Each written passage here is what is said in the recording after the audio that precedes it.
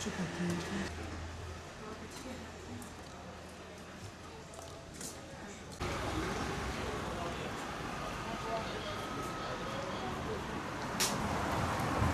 pazar günü Mevlid kandilimiz var.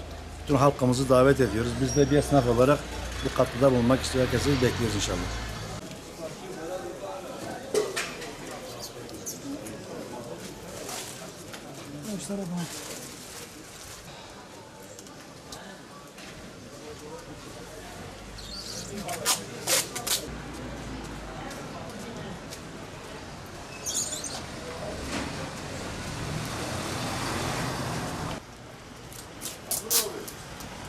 Abi.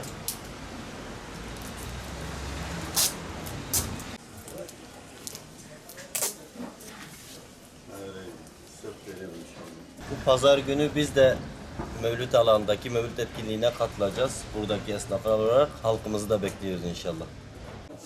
Hemen siparişini ver. YouTube kurulum videolarımız sayesinde kolaylıkla kurulu kurulum.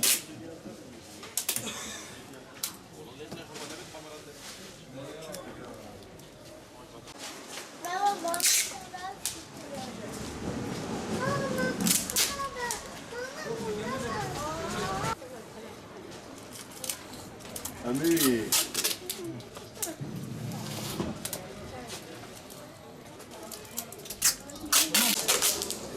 Ahmet Zeyda kabalıyla mı? Baba abi sıkıyor. Anlatıyor, izliyor anam.